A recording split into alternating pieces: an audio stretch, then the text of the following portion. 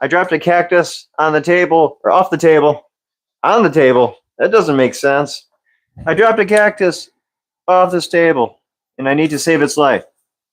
It's a Christmas cactus, and they glued a fake flower on it. So we need to save that.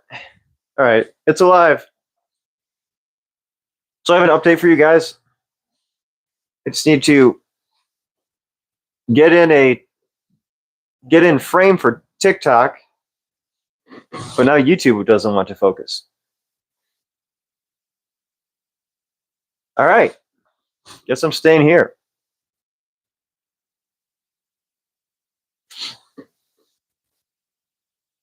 I didn't really prepare too much. Anyway, so I'm going. Not ready. There's cat hair everywhere.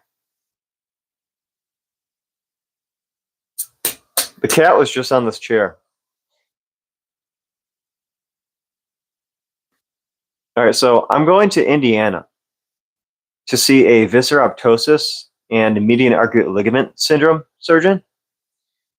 I would give you his name, but unfortunately, I don't. Oops. I would give you his name, but unfortunately, I don't feel comfortable doing that. Especially because what I'm going to just restart this. If you're watching this later.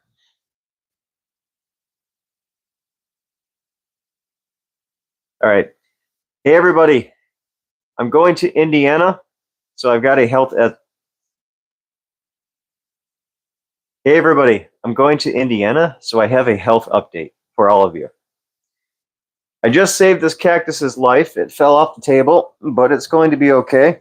What I like about the cactus is that it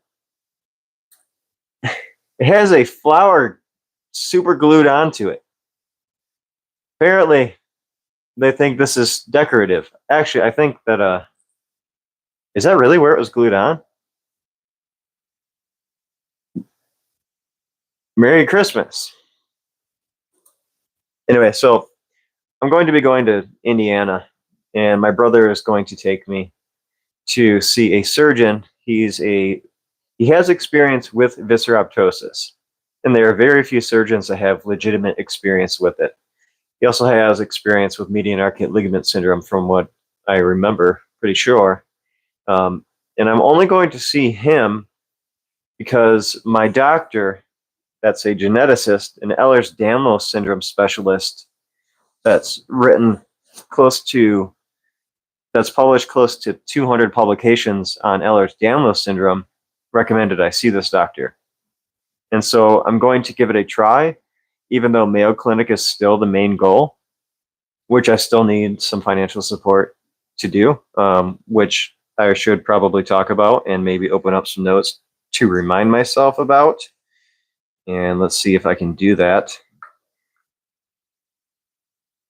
I'm glad I brought this out. I just started using OneNote. And quick notes.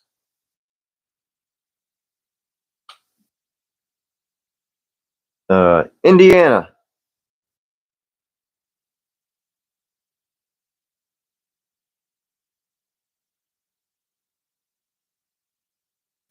All right, so my brother's going to take me to Indiana to see this visceroptosis experienced surgeon, median arcuate ligament syndrome experienced surgeon, recommended by my Ehlers-Danlos syndrome specialist, a geneticist that has probably over 200 publications on Ehlers-Danlos syndrome at this point. I think when I checked last time, it was around 190-ish publications. So I'm assuming she has about 200 publications now. Some of you will know who I'm talking about, but I'm not going to mention names right now, just out of respect for the doctors. But so I'm going to see this doctor, and allegedly he has experience with these conditions, but I don't have too much hope, to be honest with you. I still believe Mayo Clinic is my best attempt at getting better, but doing nothing right now is not a very good idea. And considering how much money I need to get to Mayo Clinic, let's try Indiana just in case. Just in case.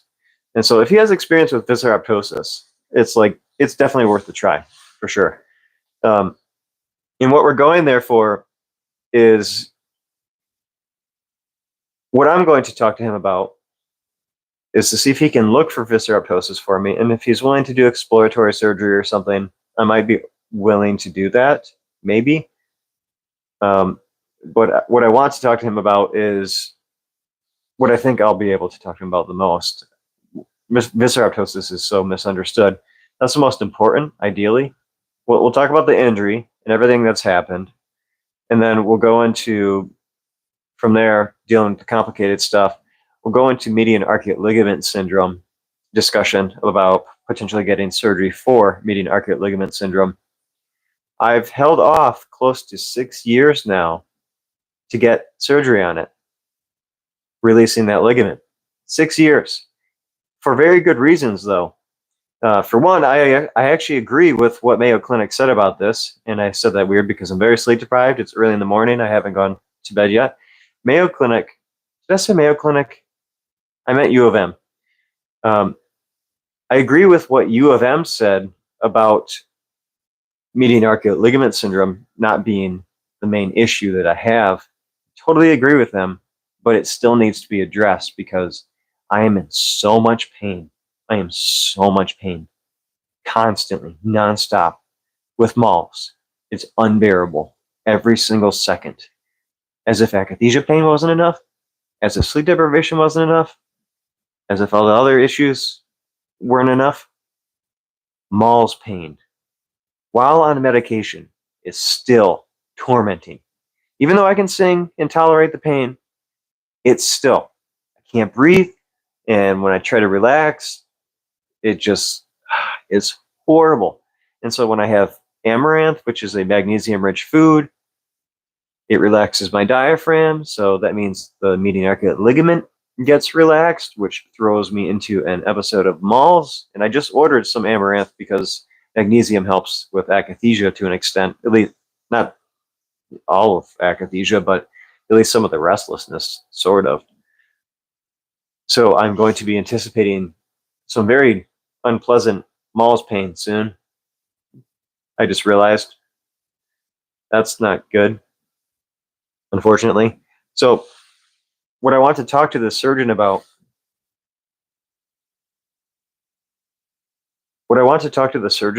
concern-wise with getting MALS surgery, is that I have another injury. And so, like I was trying to say, U of M refused to help me, pretty much refused. I guess I could say that. They refused to help me or turned down to help me because they believed that my symptoms were too severe to just be MALS. But I got quite upset with them because of how much pain I'm in. So much pain. It's unbearable. Unbearable. And so my symptoms are too severe, according to U of M, which means I do have something else going on. Because, like, MALS showed up months and months later after the injury got worse and I felt my abdomen and gut caving in more. So the MALS, it seems like it was a defense mechanism to kick in. And so what I want to talk to the surgeon about, which I talked to a visceroptosis specialist about, I'm not going to mention his name, I apologize. I asked, which I'm going to mention to the doctor, the surgeon, it was a hypothesis, maybe more so a theory of mine, that what if the MALS that I have is because I have an injury that is caved in, maybe visceroptosis or the low diaphragm or whatever's going on, torn abdomen and all that stuff going on. And what if the MALS, the median arcuate ligament, is pulling in to protect my upper organs? And so I asked this doctor that published some info on a condition, and he said technically MALS surgery should be relatively benign. Technically, even though people have complications, technically it shouldn't be an issue. And so at first he was like, technically you should be fine. And he's a doctor and he can give me advice like that. And so I expressed my concerns more. I said, well, what if releasing that ligament loosens? What if the ligament's holding? How do I explain this? What if that ligament is holding something in place to protect me from my upper body from getting injured? Because my heart is being affected. So if we release the ligament, which is at the aorta, what if that then causes damage higher up? And so his response was, I understand what you're saying, and it actually sounds like a valid concern, and some people might not agree with that. But he said that there is structure around the heart and the rest of the body that should be holding itself together, and that's very true, and I agree with him to that extent. But with Ehlers-Danlos syndrome and the severity of my injury, my connective tissue is weak. So that might not be applicable for me specifically. So I'm going to talk to the surgeon about that, which I'll also be talking to Mayo Clinic about eventually once I can afford to get there. And we'll talk about that at some point. And so I'd like to ask the doctor that. And as an example, let's say I decide to get surgery, that we decide that maybe it'll be okay because I'm in so much pain, I need some sort of relief. It would be nice to be able to breathe. It would be nice to be able to play guitar and sing, to have some sort of good in my life again. And if I can breathe better, my body will be more relaxed and I might sleep a little bit better. That would be useful. But so I just lost my train of thought here because I'm so tired. The concern is this. Caught the thought. Caught it before it ran away from me. It tried real hard to run, but I grabbed it good. Grabbed it by its leg and I told it, you better come back here. That's my thought. Nobody else's. You ain't stealing none of my thoughts. And so the thought is this. If I'm going to get MALS surgery, can I do open surgery? Or do I need to do laparoscopic surgery? Let's say that if we release the ligament, I'll be safe, that my upper organs will be safe, right? I'm getting blown up text message wise about some AI business that I considered doing. And so anyway, I need my brain to reboot after seeing the text messages. Just totally threw me down a different conversation or thought process. And so, okay, so if I release the ligament, can I do open surgery? And there's a reason why people do open surgery for MALS. And I'll get into that. Is, as an example, one woman that's a admin for a MALS support group, pretty sure she's an admin. I talked to her and she said that she had CTs and MRIs looking at MALS. And allegedly it was just MALS that they found. But when they did open surgery, they found that her liver was detached and hanging. Seriously. Her liver was sitting too low, detached. And her kidneys, I'm pretty sure, were as well. And I've heard this from other people. It's not just this person alone. So it's actually very common. And I think this one woman that I learned from a lot of information from, I think she caught it on scans. But the woman that got the MALS surgery, and she had CTs and MRIs, like I said, and none of it showed up. None of the organs collapse showed up, which is really bizarre, really bizarre. You would think we would be at a better point technology-wise to find stuff like that, right?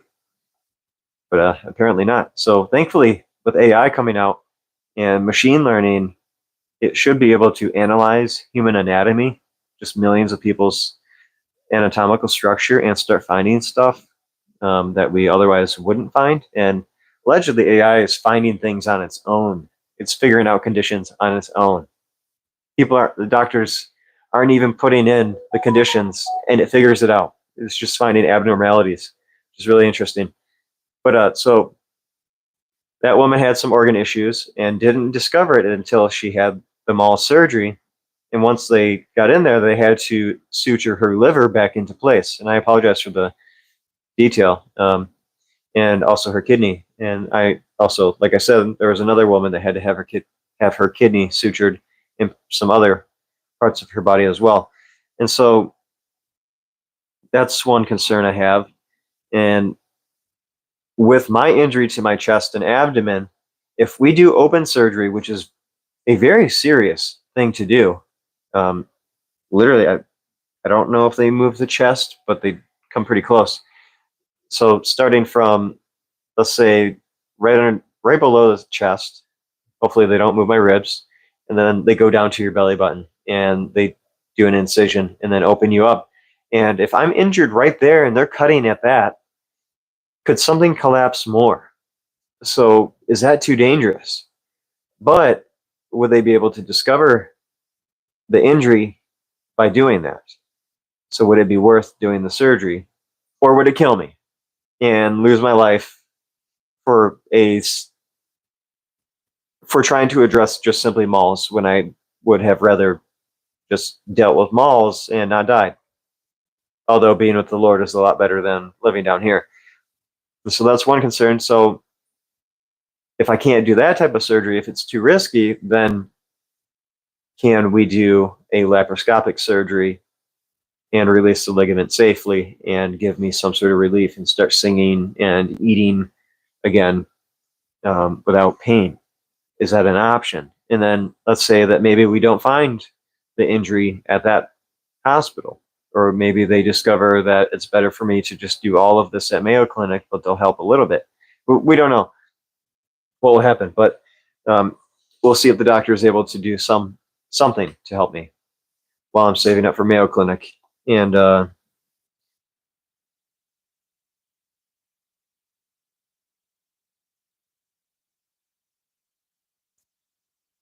take a note here.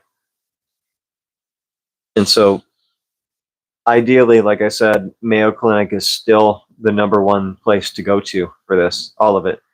But we're going to try Indiana, and my brother is actually going to help take me there.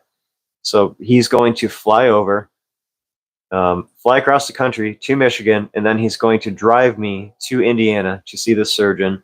And we'll have to leave in the morning, and I'll be hopefully slept. If not, I will have to deal with the sleep deprivation and hopefully not go into akathisia, and at least see the doctor and get that done. And then if I have akathisia afterwards, so be it. My life is at risk here. I'm willing to go through that to try and get my life back. And so that's what we'll do there. And what we'll have to do, we might have to do some upgrades in the car a little bit, so we might need some finances for that. My brother is going to pay for a hotel, but I also need a medical bed to rent because I have to sleep sitting up. So I don't think he's going to be able to help with that. I'm not sure. Plus, he has to pay for his flight out here and probably gas, plus the hotel. And so that starts to add up. So if anybody wants to donate to help, that would be greatly appreciated. I'll leave a link in the comments below, or maybe go to a website.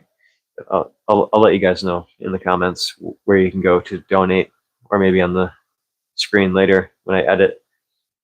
And so I told my brother, it's like I could try and sleep in the car, sleep sitting up in the car, but it'll probably be cold out, and I don't know if I'll actually sleep. And if I'm already sleep deprived the day before, we're looking at 2 days of sleep deprivation. And so speaking of sleep deprivation, oh yeah, so just to conclude that, we've got the hotel fees, we've got the medical bed rental fees, we've got gas fees, and working on the car a little bit before we go, I'm assuming. So there's that. So if anybody's willing to help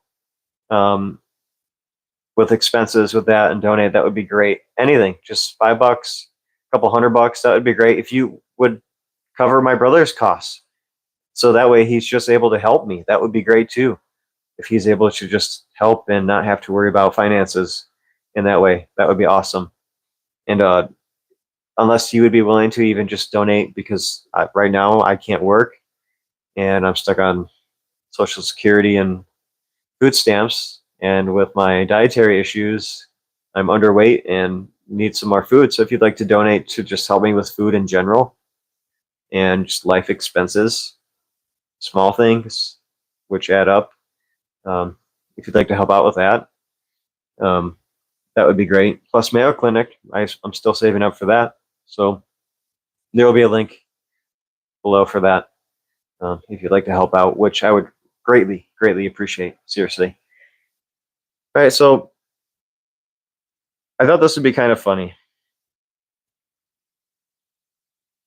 So I thought this was an interesting story.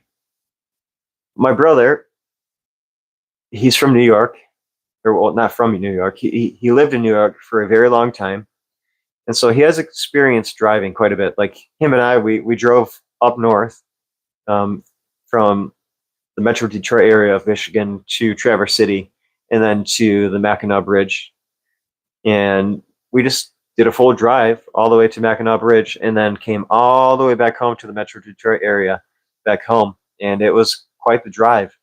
But going back to the New York, my brother living in New York, when he would drive to New York and come to Michigan to come visit or maybe some work here, he would get a hotel halfway because it's just so much driving and it's exhausting.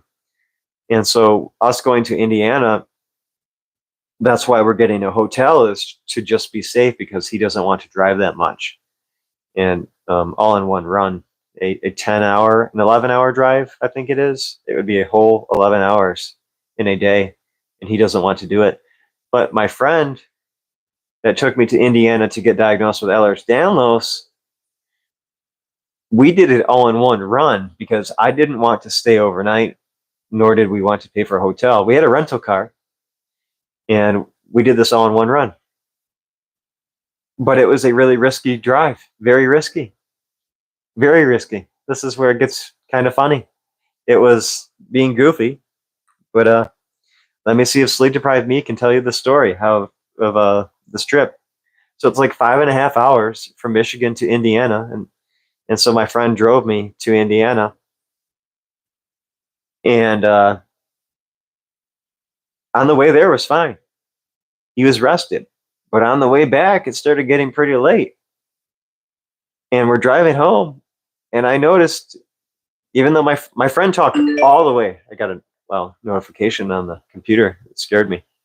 My friend drove to Indiana, which is fine during the day, but on the way back, started getting late, like I said, and I noticed something. He started rambling on. He talked all the way there, and he was talking all the way back. That's just his personality. But the discussion he was having on the way back wasn't very coherent. Not to say that it was terrible, but the fact that I noticed that he was rambling on, I'm like, uh-oh, he's sleep deprived. He's sleep deprived, and we're driving. We've got like 4 hours left of driving. I'm like, that's not good. So I texted my mom and I said, my friend is very sleep deprived. He's rambling on, and my mom gave some good advice. She responded saying, you should pull over and get some sleep, maybe get a hotel and stay the night. And I said, but I responded and I said, Mom, we can't stay the night. I don't have a medical bed, and I don't know how I'm supposed to sleep sitting up. So I don't know what to do, Mom. And I told my friend, I'm like, man, let's at least pull over and get a nap in. And like, at least you get some sleep. I probably won't sleep because I can't. I'm struck. My biggest weakness is sleep because of the injury. So I might not. I'm going to try. I got a little bit on the way back. I was dozing off here and there, and I think I dozed off on the way there a little bit. So I'm sort of okay. And I have experience with sleep deprivation days at a time, mainly because of the hospitals, not even just because of being at home, but because hospitals do not let you sleep. And they treated me so poorly and almost killed me. So I didn't get much sleep at the hospitals. So I have experience with being sleep deprived. So I just told my friend, I said, man, get some sleep in, and then we'll finish this drive home. And so we stopped at a gas station. It was one of those big trucker stations. So there were a whole bunch of trucks, semi-trucks everywhere, and it stretched and got some water and whatnot, and headed out from there. and we drove around town looking for a place to park the car to get some sleep. And we saw a police officer, and so it's kind of risky, but whatever. I guess I wouldn't recommend it. He uh, he pulled next to the officer, and he said, "Hey, we're looking for a place to sleep because we just got back from a doctor's appointment and we have a long drive, but we need to get some rest. Do you have any idea where we could go?" And I don't think he had any advice on where to go. The officer didn't really have any advice, actually, I think, if I remember correctly. And so we ended up driving around, and we found an ER. And I said, "Hey, let's go to the ER. This would make the most sense." It probably, I might have thought back then subconsciously, they're doctors, they care about people's health, and we just came from a doctor's appointment where we were traveling, so it would make sense to go there to that parking lot and say, "Hey, I just went to a doctor's appointment. Can we get some sleep in your parking lot?" And so this is around COVID time, and I saw some nurses through the glass door and the glass windows, and I waved to them. We didn't. I don't think we went in. No. And yeah, I just waved to them, and we stood like 20 feet away, and I'm like, "Hey, do you mind if we sleep here? Just traveled. I just saw a geneticist, and we need to get some sleep because we're very sleep deprived, and my buddy has to drive all the way home. Some rest would be nice." And 20 feet distance to not get COVID. I don't want to talk about what I think of COVID. I think it's real. You might not. That's okay. I've had it. It's terrible. I don't think I tested positive for it, but I knew that was COVID. I know somebody in the military that got COVID and almost died from it. I actually just got a text message from one of his military buddies to have a follow-up call with each other. He literally was put on life support because of COVID, because he got so sick from it. And for some reason, the Lord decided to keep him alive and bring him back. He's on an oxygen tank now. And probably for the rest of his life because of it, and disabled. So he's struggling. So COVID's real. It's real, whether you want to believe it or not. That's up to you. I know somebody that had a grandmother that passed away from COVID. So very serious stuff. But I thought the distancing thing was quite ridiculous. And then later on, we're learning more about these masks. So I won't go into too much detail about that. Just for not because I'm worried about offending anybody, but because WHO tried to shut down one of my videos once, but that was kind of my fault. But so I'm not going to talk about a touchy subject because, knowing my luck, I'll get turned off for talking about COVID. Anyway, so I yelled to these nurses 20 feet away, didn't really go up to them. And I was like, "Hey, can we get some sleep in your parking lot?" And they were okay with it. And we're like, finally, we found a place to rest. And everywhere else looked a little bit risky. But this made sense. It was safe at an ER parking lot. And so my friend pulls into this parking spot. He was sleep deprived, and his bumper gets stuck on the concrete. The concrete, I don't know what they're called. I don't remember what those things are called. Or honestly, I've never thought about it until now. The concrete markers for parking your cars. What are those called? I don't even know. Anyway, his bumper got stuck on it, and we didn't notice until later. So he got some sleep. I didn't, and I knew I wouldn't. I suspected I wouldn't. I tried, but I was so uncomfortable. And so I think I ate a little bit. But anyway, he got his sleep, and he woke up, and he had just enough strength to drive back home. And on the way out of the parking lot, he pulls the car out, and what happens? The bumper on the rental car rips off. Well, almost all the way off. It breaks off. And then, yeah, that happened. So we didn't notice right away, but we heard some grinding on the way out. And I'm like, whatever. My buddy and I used to do goofy stuff like that on those concrete slabs, just goofing around with our cars and beating them up or whatever. But as we're driving on the way out of the ER, start hearing some dragging noises. And I'm like, yeah, you're going to have to pull over because that bumper is definitely falling off the car. And so he pulled over and he gets out and we look at the bumper in this rental car and the bumper is definitely falling off.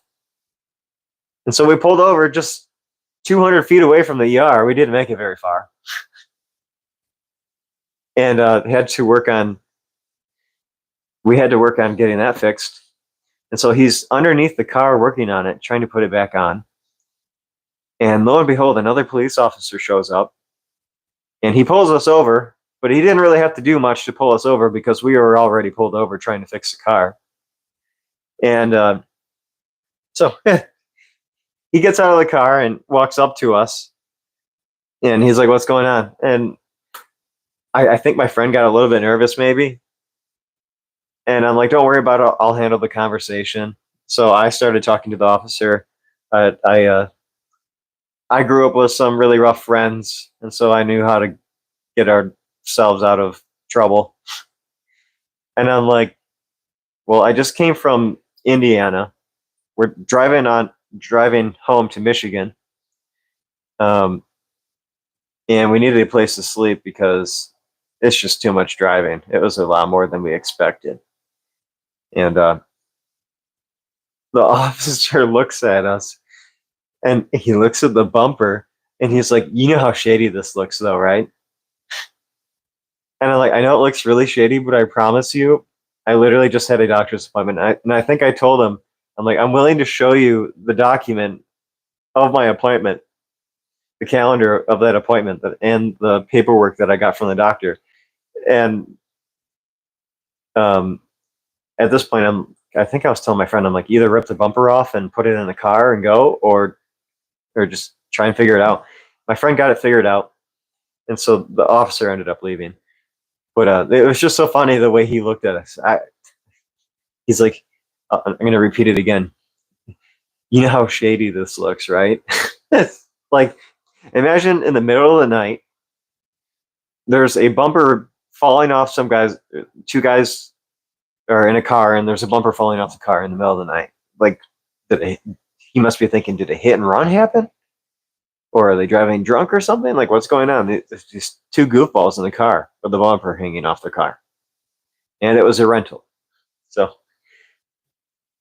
he left, and then he met up with another officer on the way out. And so that was interesting. Anyway, we ended up driving back to Michigan, working our way there, and convenience struck. Once again, convenience. As if the bumper and the sleep deprivation wasn't enough. Me sleep deprived is fine, and me suffering and all my suffering, whatever. With the akathisia and all that too. But my friend having to deal with sleep deprivation and the bumper issue and the police officers, we find out that there's traffic, just miles and miles of traffic backed up on the highway, not close to home at all. And you can't leave this spot. There's no way to leave. Turns out a semi truck flipped and it was a pretty bad accident. So we were stuck on the highway. And so that whole trip on the way to the doctor and on the way back, my friend and I were having discussions about God and everything, and quite a decent discussion. I should check my microphone. All right. And I gained a lot of wisdom through that trip. And during the wait, while we're waiting for the semi truck, we had a discussion about God and had a weird moment to where while we were talking about God, I said, "Are we in a rat race in life? People trying to get rich and whatnot, storing up a whole bunch of stuff here on earth." I think that's what I was saying. And as I asked that, and he was like, "Yeah." As he said, "Yeah," a semi truck on the other side of the highway that wasn't backed up drove by, and it had a cross on it, lit up on the front of the truck. And I'm like, I've been trying to break away from sign seeking from my new age past, but I think the Lord just said there's some truth to that. There's a rat race being run, and you shouldn't run it. And I was heavily into entrepreneurship and the idea of becoming a millionaire and all that. And I had opportunities that were starting to strike before I lost my health. And so I'm pretty sure God was saying, don't waste your time getting rich. I think that might have been part of the wisdom that I gained from that. But it didn't end there with me learning wisdom and being sanctified. My friend was very impatient with the flipped over semi truck. And I'm like, you just have to deal with it. Like, there's nothing you can do about it. Somebody could be hurt or something, and you're frustrated. So what does he do? Impatiently, he calls 911 asking what the holdup is because he was so impatient. I'm not giving his name, so he doesn't have to worry about him being embarrassed publicly about this. And I'm like, just wait. There's nothing they can do, nothing you can do by calling. Nothing. As if they don't know already. Clearly they know that there's a semi flipped, clearly. And I think that's where he got the information that it was a semi. And then, so he was really impatient the whole time, just, going, I want to go. And I understood, like, you just traveled from Tennessee to Michigan to Indiana, then back to Michigan, then you have to go back to Tennessee. I totally get it. And so his impatience was like irritable for him very badly.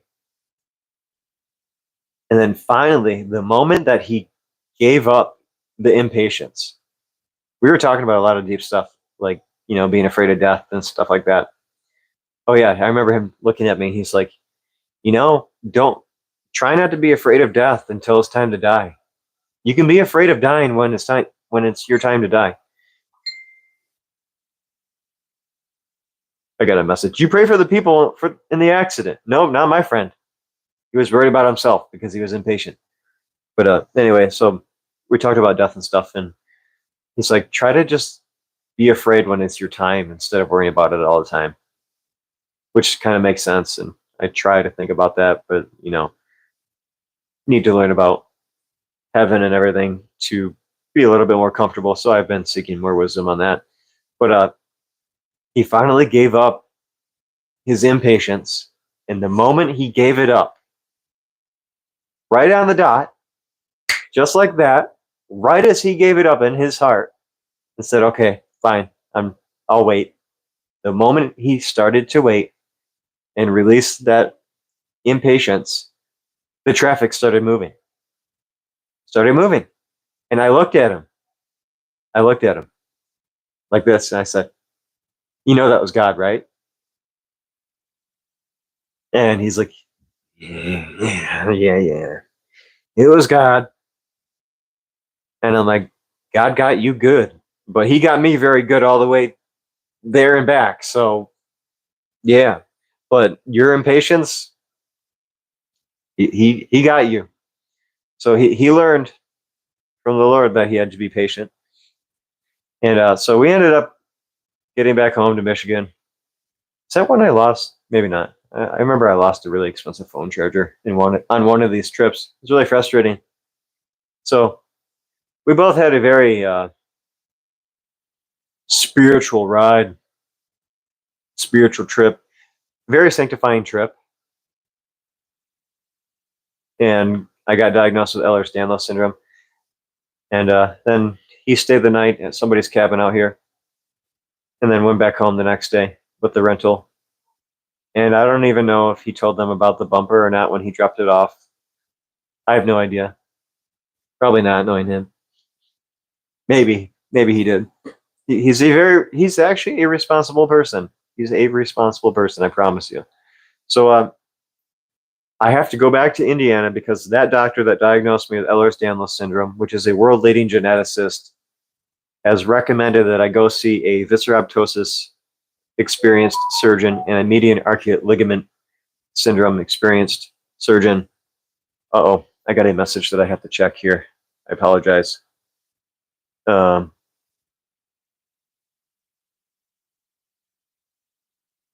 have to check this message. Can I get my charger? I can't get the message to load, and I actually need it. It's my Instacart order. I just ordered Amaranth. Just one cart order. I just ordered Amaranth. Just one thing, and they're messaging me about it. One thing. I ordered one thing.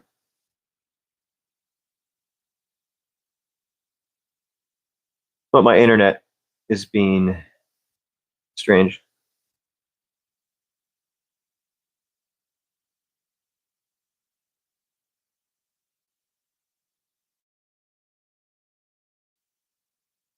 Um,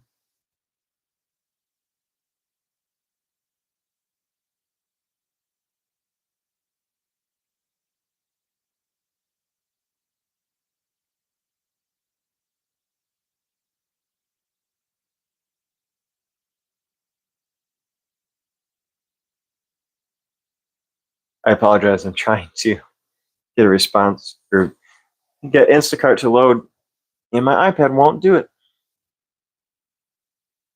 Going to try and check on my phone again. I just look like this on my phone, and it made me very dizzy. So I went to order Amaranth on Instacart.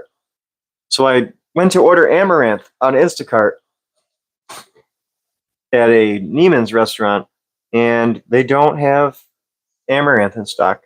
So I guess I'll have to order it online. And the Amaranth, I'm getting in the Amaranth because it's a really great source of protein and calories and magnesium and I think even copper. It was in my book as a class 1 superfood, which I never published the book, and I don't know if I'll ever publish that book. But it's a good food, very good superfood.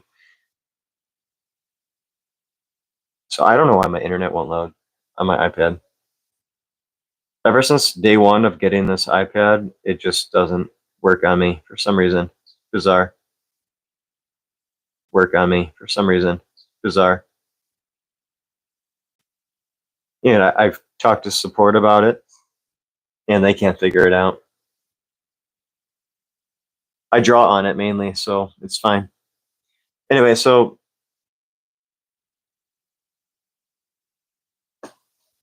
I do have some good news that I think you guys will be excited to hear, possibly. I have a friend in the military that I didn't hear from. Well, not that I didn't hear from, that I didn't see.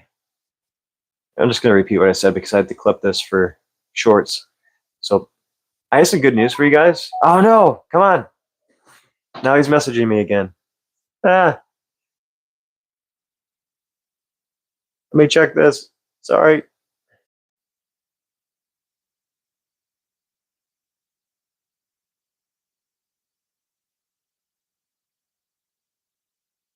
Okay, now is my iPad loading?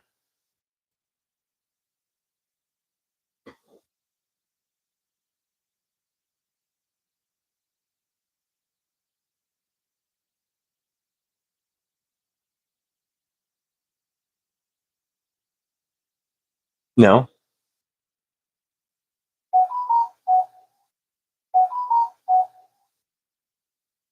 He said, sorry, have a good day. Okay, so I think I'm good with the shopper now. He'll probably message me again. I was really brief with him. I feel bad that the guy drove out to the grocery store and can't order anything for me, but that's just how it is. Okay, so I have some good news. Sort of, considering my situation is really terrible and I've almost died and whatnot. I have a friend in the military that was out in Turkey. I think I can say where he was out in service at. I didn't see him for about 7 years. Saw him maybe a year before. Why are there so many distractions? Privacy issues.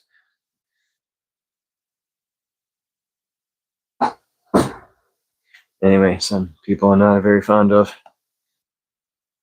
So I've got a friend in the military. He's from Turkey, and I haven't seen him for about 7 years. Um, and I got injured probably about a year after the last time I saw him, and he went overseas. He might have gone overseas before then. I think he's okay with me telling where he went. Should be fine. And then I ended up in akathisia and screaming and running around and whatnot, having horrible symptoms and almost dying and being tortured by doctors and all of these horrible things, and discovering that the medical system is more psychopathic than I could have ever imagined. Um, Getting a message from that shopper again. Bad timing. And so I finally got to catch up with my friend in the military recently. This Christmas Eve, he stopped by and I was able to see him. And we caught up a little bit and talked about his wife that he's now married to. And it's really great to see him. Really great. And he's serving here in the US now, still in the military. And this is where the good news comes in for me and him. So the organization that he works for, that's a very large organization because they work for the government, and I'm assuming he's still in service somehow. I'm not really sure how. Yeah, he is in service, but works with the organization. It's like a privately hired thing with the government. And anyway, I told him that I can't afford Mayo Clinic and that I really need help raising funds to go. So if you're watching this, I'm going to need some donations. So if you're willing to donate even just $5 or maybe $1,000 or whatever, I could really use it. And so my buddy in the military, he went to a woman at his office, and it turns out that they have a charity option to where they will match donations for a charity. And as an example, somebody did a fundraiser for dogs or something like that in an animal shelter or something, and they matched the donations for that, right? And he asked her, hey, can we do a fundraiser for my friend? He's really suffering. He can't work. He's struggling to make money. He's struggling to get by. He's going to lose his life if he doesn't get the help he needs. He got really messed up on medications, and he's going to get worse if he can't get surgery. So could we do a fundraiser to help him get to Mayo Clinic and maybe set the goal at 10,000? And if they're doing a matching fundraiser, we only need to raise $5,000. So getting to 10,000 isn't very difficult.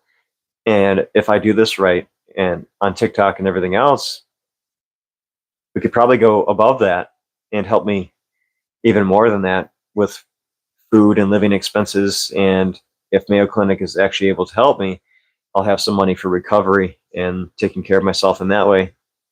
And if Mayo Clinic at the location that I'm going to can't help me, I'll have, if we raise more, I'll have enough money to go to the Florida location where they agreed to see me if the surgeon that I go see at the Rochester, Minnesota location can't help me.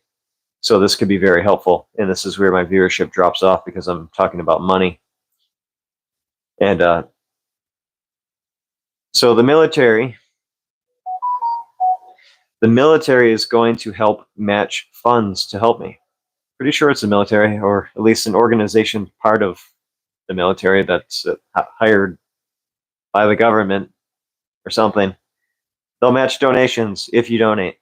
So if anybody's willing to donate to help me save up for Mayo Clinic, I think we're going to do a $10,000 goal, and these donations will be matched, so it won't be too hard to get to $10,000. So if you're willing to help donate, that would be great. I will put a link in the description or on the screen to show you where you can donate to help me out, and that would be greatly appreciated. And we should also thank my friend for being able to put this together. It will be a very life-saving thing here, and I could really use the help. And for those of you that don't know who I am, or my situation. Maybe you don't know too much about my situation, but you do know me. I got injured by a chiropractor about 6 years ago. It threw me into heart failure, broke my ribs off the cartilage, tore my abdomen, gave me median arcuate ligament syndrome, lowered my diaphragm, lowered my intestines, and has sleep deprived me so severely that I got desperate to take medications. And as an herbalist, I don't do medications because I'm not very fond of the pharmaceutical industry, and for good reason. So I took medication to sleep, only to have my brain injured by the medication, causing akathisia, making my life absolute torment, ruining my life, which I did not expect to be that horrendous, but it was way worse than I could have ever comprehended. So I really, really, really need some financial support to get to Mayo Clinic. Some people think I'm fine when I'm online because, my mood might be ramped up and stuff at times, but I'm really suffering. It's what time is it right now? 9:45 a.m. and I have not slept yet. I've not slept yet because of the injury.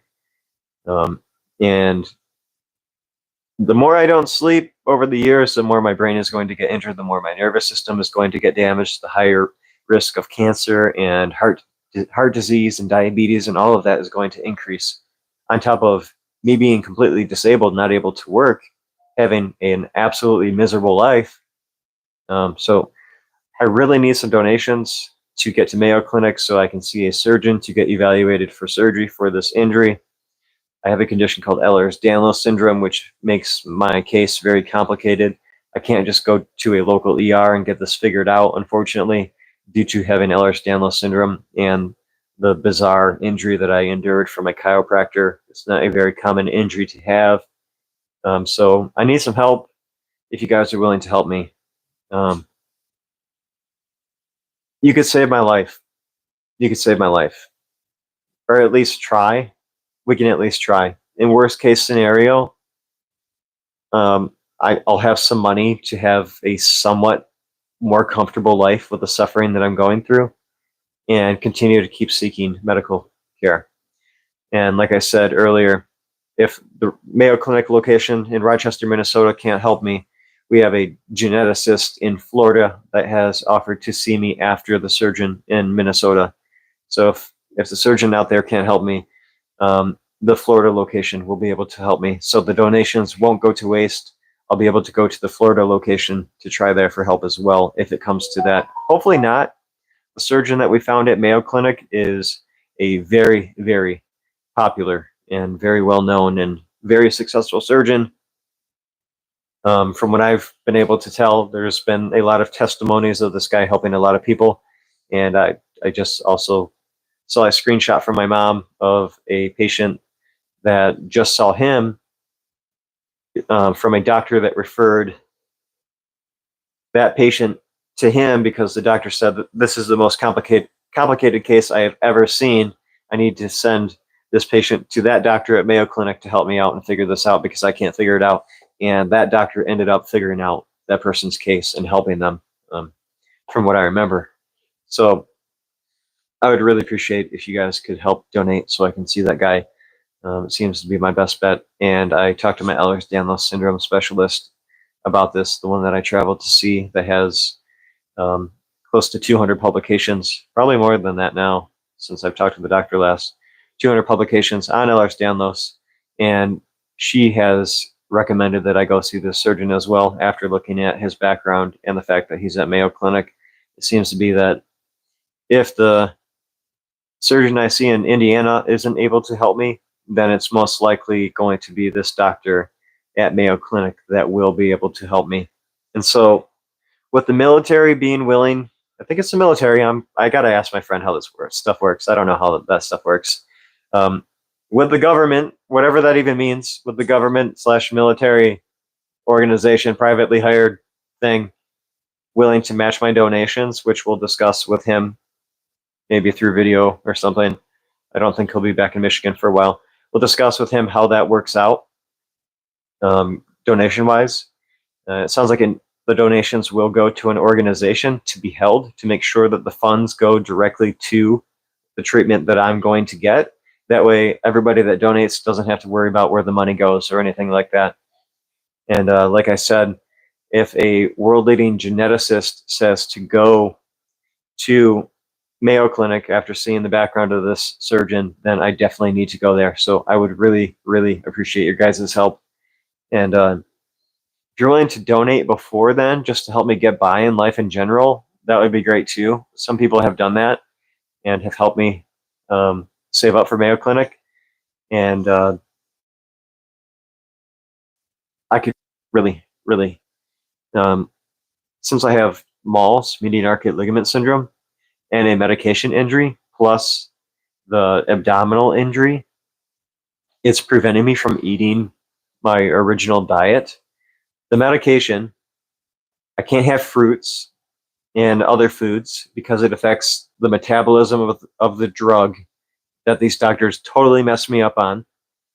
Some of these foods set off the akathisia and make my life absolute torment. Other foods affect my gut, and then I don't sleep, and then I'm sleep deprived, which then triggers the akathisia, or it causes extreme pain in my gut because of the MALS. And so some donations will go to me being able to just simply buy some food while I try and figure out if I can even do some sort of business. I've got my iPad here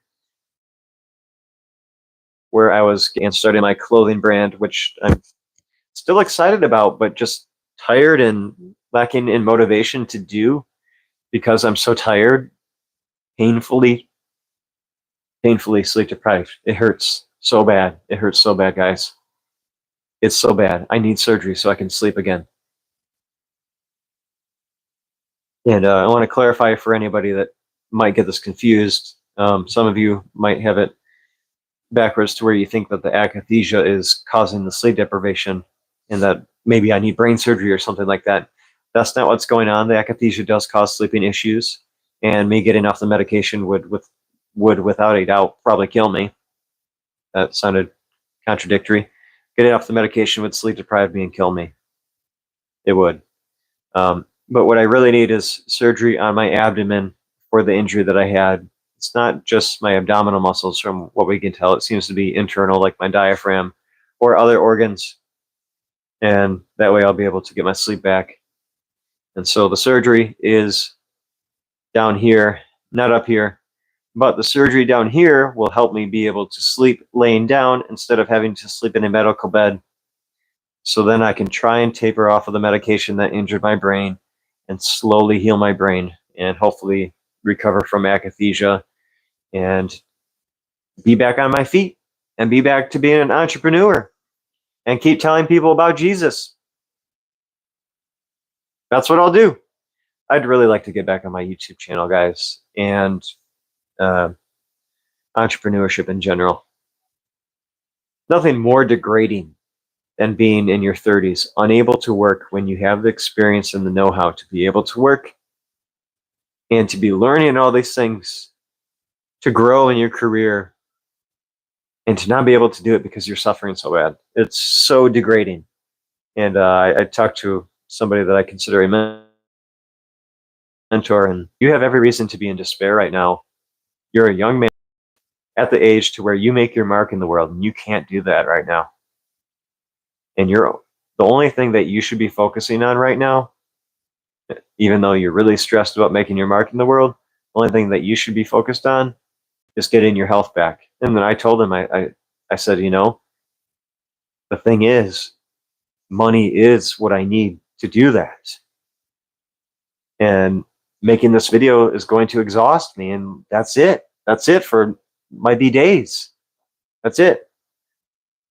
But I'm looking at another business opportunity that I might be able to do to make some money. But YouTube had always been my source of income, one of my main sources. So you guys that are left from years ago, you donating, helping me, and some new people that find me, you guys are the ones that help. So I could really use some help to get to Mayo Clinic. I'm going to try Indiana with my brother. We're going to do that because, my doctor out there wants me to go see this surgeon in Indiana.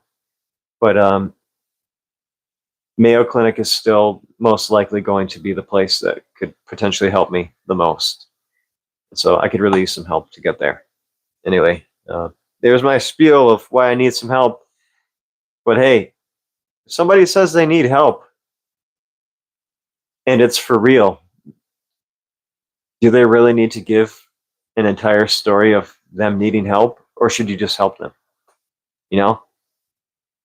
So I'll leave a link in the description to where you guys can donate. And I'm going to keep resting and figuring out what I can do with my life. I've got these ideas.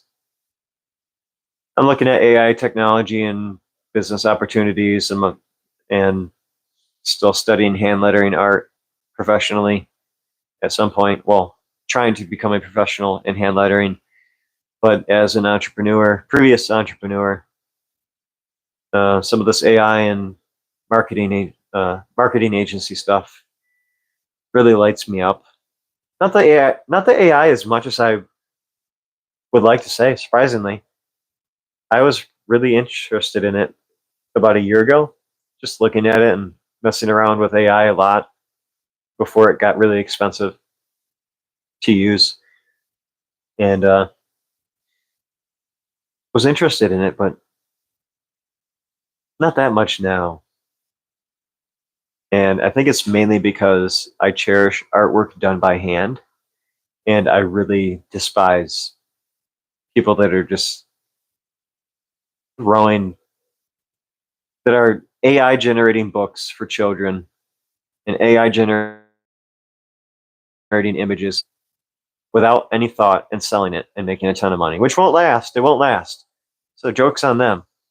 Some will continue to be successful, but they make other AI art, which I can't say I'm entirely against, and it could be therapeutic for some people maybe, but making AI art and just putting thousands of images on products online to print on demand, oversaturating the market, getting in the way of real creators is just absurd, which is why I'm liking TikTok right now and YouTube Shorts, because artists are able to show their genuine artwork and break away from the AI. But some people are trying to get AI technology to make content and flood the internet. But thankfully, there's millions and millions of people online, so there's room for all of that, I guess.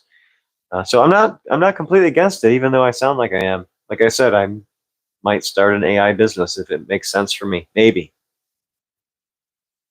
Uh, maybe. I think I'm too disabled. Just talking to you guys right now, it's really difficult, and I've got a few videos that I still need to edit that I haven't gotten to. I've still got products, some clothing that I've made, and some that my mom has sourced that need to be listed, and I just haven't done it because I'm so exhausted. And so I really need your guys' help. I really do. Anyway, I'll be around, so if anybody wants to hang out, just feel free. So that's what's going on. There's an hour talk to hang out to.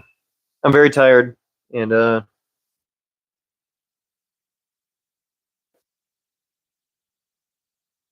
just actually got an email about the AI technology stuff right now. Funny enough.